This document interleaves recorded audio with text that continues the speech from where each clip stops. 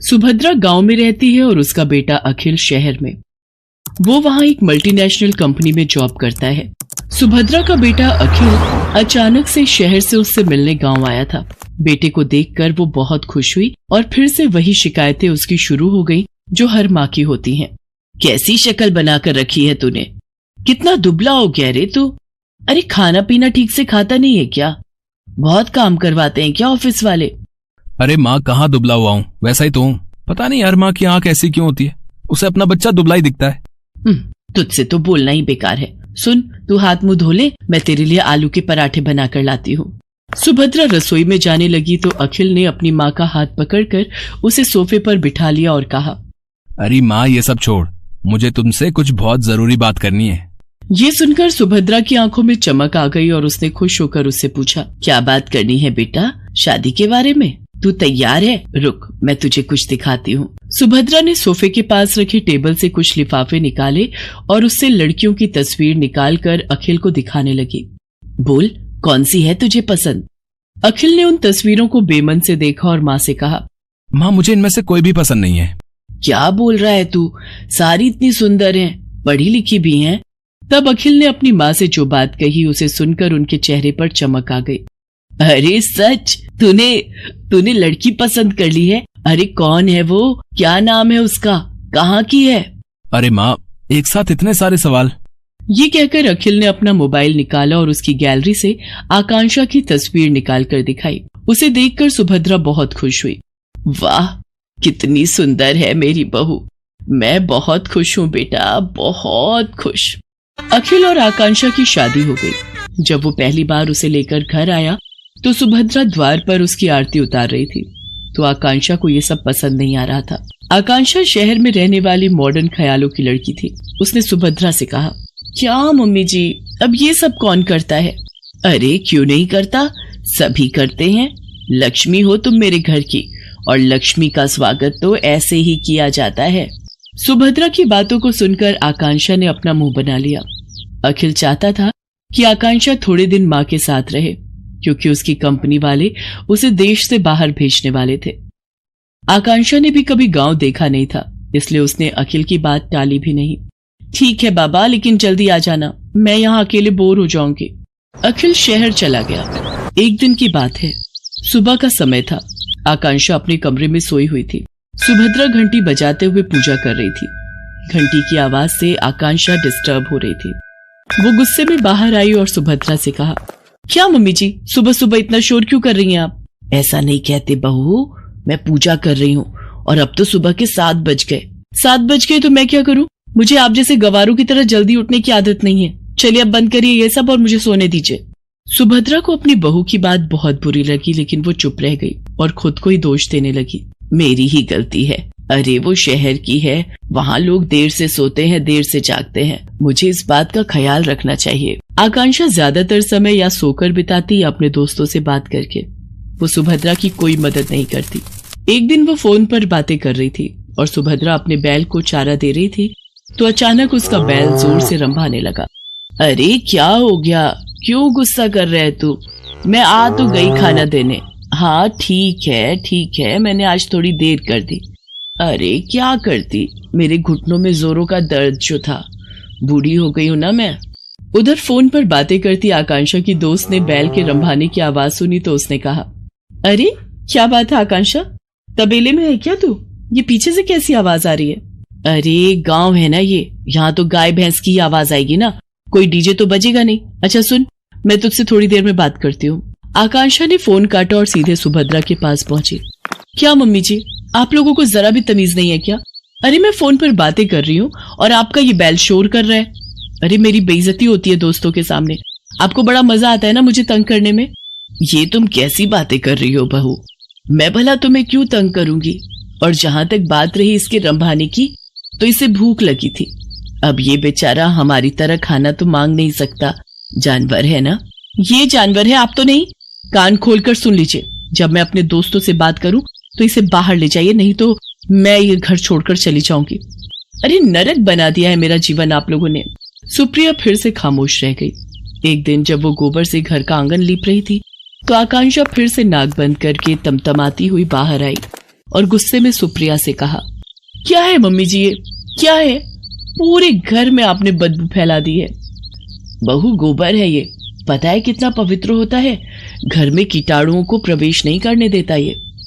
अरे क्यों मेरे पीछे पड़ी हैं आप? नहीं चाहिए मुझे अपने घर में गोबर वोबर, जब मैं चली जाऊंगी तो करते रहना ये सब। बिल्कुल गवारों के बीच में छोड़कर गया ये अखिल। कंपनी वालों ने 2 महीने की ट्रेनिंग और बढ़ा दी उसकी। 2 महीने इस गांव को और झेलना पड़ेगा मुझे। सुप्रिया आकांक्षा की किसी बात का बुरा नहीं मानती, वो उसे बहुत प्यार करती थी। एक दिन की बात है, सुप्रिया ने आकांक्षा से कहा, बहू आज कुछ लोग तुम्हें देखने के लिए आ रहे हैं। वो क्या है ना कि ये लोग शादी में नहीं आ पाए थे। मुझे देखने? अरे मैं क्या कोई नुमाइश की चीज हूं जो मुझे देखने आ रहे हैं? सुनिए, उन लोगों को मना कर दीजिए, मुझे किसी से नहीं मिलना। आकांक्षा बार बार सुप्रिया का अपमान करती और बार बार उसे जली कटी सुनाती, लेकिन सुप्रिया अपनी बहू को कुछ नहीं कहती।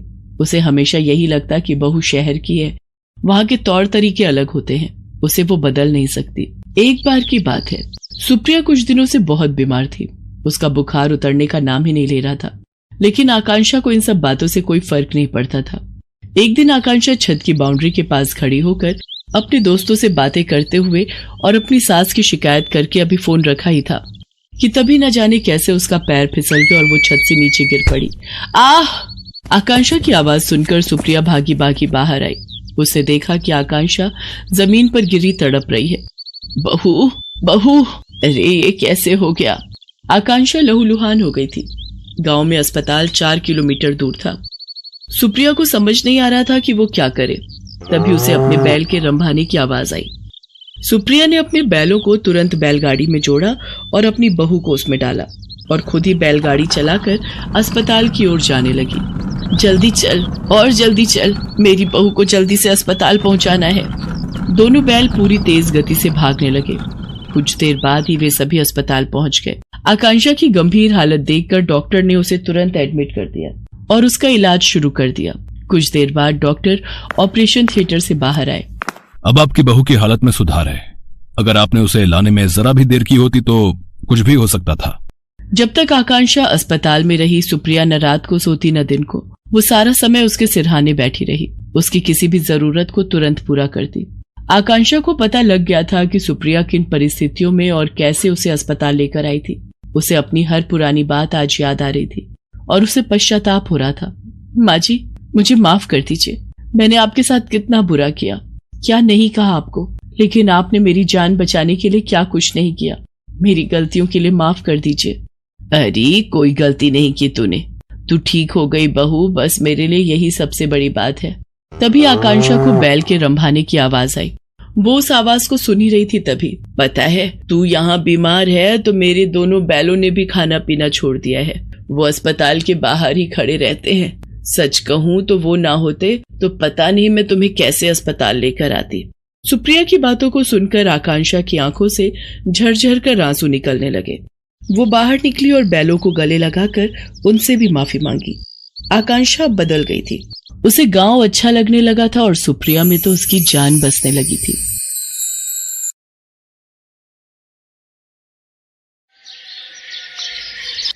ये कहानी है प्रार्थना की, जो कि एक छोटे से गांव सिरसी में रहती थी।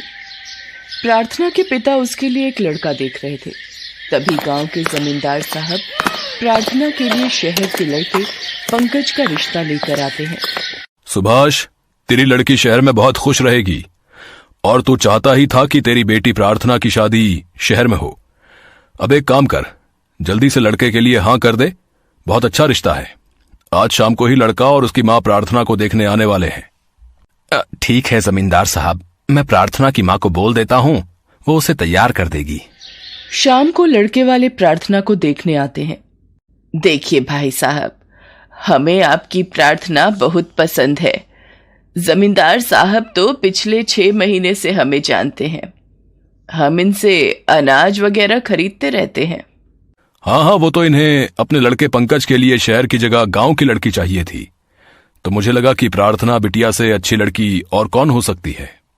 देखिए भाई साहब, हमें दहेज में 10 लाख रुपए चाहिए, क्योंकि हम सोच रहे हैं पंकज की दुकान छोटी पड़ती है, तो वो शादी के बाद दुकान बड़ी लेकर अब हमारा काम तो आगे बढ़ाना ही है, और फिर प्रार्थना बिटिया के पैर हमारे घर में पड़ेंगे तो लक्ष्मी तो साथ आनी ही चाहिए। ठीक है, मुझे मंजूर है। मैं 10 लाख रुपए का इंतजाम कर लूंगा।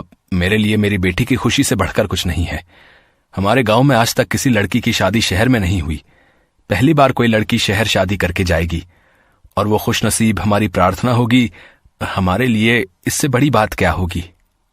बस, तो फिर प्रार्थना आज से हमारी बहू हो गई। आओ प्रार्थना, यहाँ बैठो।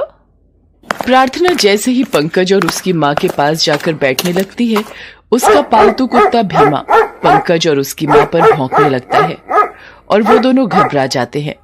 भीमा, नहीं, ऐसे नहीं करते। जाओ वहां बाहर आंगन में जाकर बैठो। भीमा बचपन से ही प्रार्थना के पास पला है। ये इसे बहुत प्यार करता है। प्रार्थना आपके पास जाकर बैठी थी ना, तो उसे लगा कि आप लोग अनजान हो, कहीं प्रार्थना को कोई नुकसान न पहुंचा दो, इसलिए ही ऐसा कर रहा है। प्रार्थना का रिश्ता पक्का हो जाता है। उसके पिता सुभाष ने अपनी जमीन बेच दी और 10 लाख रुपए पंकज की मां को दे दिए। पर शादी हो जाने के बाद जब प्रार्थना की डोली ले जाने का समय आया, देखिए भाई साहब, आप हमें गलत मत समझना। वो हमारे कुल गुरुजी ने कल रात में ही हमें फोन किया था। उनका कहना है कि प्रार्थना की डोली अभी ससुराल ना ही जाए तो बेहतर रहेगा। अभी कोई अपशगुन का साया चल रहा है। वैसे कोई घबराने की बात नहीं है। प्रार्थना का गौना 15 दिन के बाद का शुभ मुहूर्त है, तब कर दीजिएगा। मैं खुद प्रार्थना को लेने आऊंगी। माँ, अब तो हमने नई कार भी खरीद ली है। कुछ दिनों बाद नई कार आ जाएगी। बस, फिर तो इससे बढ़िया कोई बात हो ही नहीं सकती।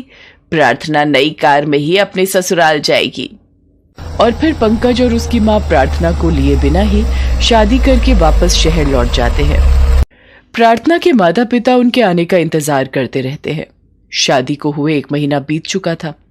प्रार्थना के पिता को अब चिंता होने लगी थी। जमींदार साहब, आपने उस नंबर पर फोन किया जो नंबर आपके पास है? मैंने तो उसी नंबर पर फोन किया है, पर नंबर बंद आ रहा है। आपके पास उनका कोई पता हो तो वो दे दीजिए। प्रार्थना अकेले ही शहर जाने की जिद करती है। माँ, पिताजी, आप बिल्कुल चिंता मत करो। मैं शहर पहुंचकर आपको फोन कर दूंगी। अब आप दोनों भी मेरे साथ जाओगे तो गांव का काम कैसे देखोगे? आने जाने में बहुत खर्चा होगा। पहले ही आप मेरी शादी के लिए इतना कुछ दे चुके हो, और फिर मैं भीमा को अपने साथ ले जा रही हूँ। भीमा के होते हुए मुझे किसी बात का डर नहीं है।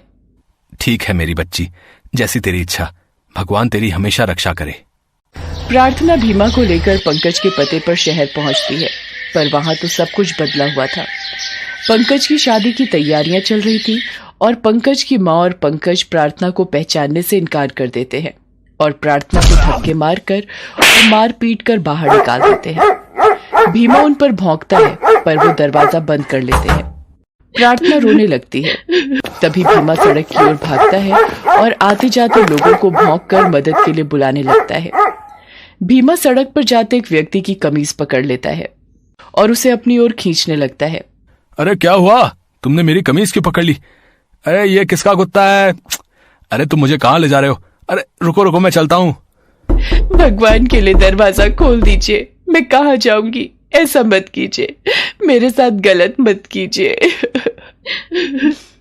अरे आप इस तरह से रो क्यों रही हैं? अच्छा, ये तुम्हारी मालकिन है, तभी तुम मुझे इनके पास लेकर आए हो। घबराओ नहीं, तुम्हारी मालकिन को कुछ नहीं होगा। सुनिए, आप मेरे घर चलिए, मेरा घर पास में ही है। उस व्यक्ति का नाम अनिल था। अनिल प्रार्थना और भीमा को अपने साथ ले आता है। अनिल जी, मैं क्या करूं? मैं अपने गांव वापस नहीं लौट सकती हूँ। मेरे माँ बाबूजी मर जाएंगे अगर उन्होंने मुझे इस हाल में देखा। मैं गांव नहीं जाना चाहती अनिल जी। गांव में मेरे माँ बाबूजी की बहुत बदनामी होगी। आप चाहें तो आप यहाँ रह सकती हैं। आपको यहाँ पर किसी से भी डरने की जरूरत नहीं है। प्रार्थना उस दिन से अनिल के घर पर रहने लगती है। अनिल के माता पिता इस दुनिया में नहीं थे। वो अपनी दादी माँ के साथ रहता था। प्रार्थना के आ जाने से अनिल की दादी को बहुत आराम मिलता है। प्रार्थना उनकी खूब सेवा करती थी और साथ ही साथ प्रार्थना के आ जाने से घर में बहुत बदलाव आ गया था। ये देखकर अनिल के मन में प्रार्थना के लिए प्यार और सम्मान पनपने लगता है। भीमा भी अब अनिल और उसकी दादी माँ का लाडला हो गया था। वो उसके साथ बहुत खेलते थे। उधर पंकज जिस लड़की से शादी करता है वो धोखेबाज निकलती है और सब कुछ लूट कर और उन्हें कंगाल करके किसी और के साथ भाग जाती है। पंकज और उसकी माँ सड़क पर आ जाते हैं। वो भूखे प्यासे फुटपाथ पर बैठे थे। माँ, शायद हमें हमारे किए का फल मिल रहा है। ना मैं प्रार्थना को धोखा देता और ना ही हमारे साथ ऐसा होता। शिवानी मुझे धोखा देकर चली गई। हमारे पास जो भी कुछ था सब कुछ खत्म हो गया। माँ, पंकज, हमें प्रार्थना से माफी मांगनी चाहिए। मैंने देखा है वो यही शहर में ही है।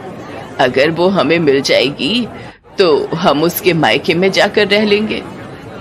पंकज और उसकी माँ अनिल के घर जाते हैं, पर भीमा उन्हें देखकर भौंकने लगता है। उन दोनों की लाचार हालत को देखकर कुछ देर के लिए प्रार्थना का मन पिघलने लगता है। वो उन दोनों के लिए खाने का सामान और कुछ रुपए लाती है। घबराइए नहीं, मैंने भीमा को बांध दिया है, ये आपको नहीं काटेगा। मैं जानता था प्रार्थना, तुम आज भी मेरे से बहुत प्यार करती हो, इसलिए मेरी इतनी परवाह कर रही हो। मुझे माफ कर दो प्रार्थना। हाँ प्रार्थना, हमें माफ कर दे। हम तीनों मिलकर बहुत खुशी से रहेंगे। हमने तेरे साथ बहुत गलत किया। अनिल जी, ये कुछ खाने का सामान और कुछ रुपए इन दोनों को दे दीजिए। ये जहां भी जाएंगे इन दोनों के काम आएगा। और हाँ, ये धोखेबाज लोग जब चले जाएं तो आप दरवाजा बंद करके भीमा की रस्सी खोल दीजिएगा। मैं दादी माँ के लिए दूध वाला दलिया बनाने जा रही हूँ। उनकी दवाई का टाइम हो रहा है। प्रार्थना की बातों को सुनकर पंकज और उसकी माँ की आंखों में आंसू आ जाते हैं और वो वहां से चले जाते हैं। उसके बाद अनिल प्रार्थना से शादी कर लेता है। सारी बात प्रार्थना के माँ बाबूजी को पता चलती है तो वो भी अपनी बेटी की हिम्मत देखकर बहुत खुश होते हैं। जमींदार को भी अपनी गलती का एहसास होता है कि उसने बिना परखे ही अनजान रिश्ता सुभाष को बता दिया। प्रार्थना, आज भीमा के कारण ही तुम मेरी जिंदगी में आई हो। तुम इस शादी से खुश तो हो ना? मैं बहुत खुश हूं अनिल। प्रार्थना के इतना कहते ही भीमा अनिल और प्रार्थना की गोदी में आ जाता है और दोनों उसको प्यार करने लगते।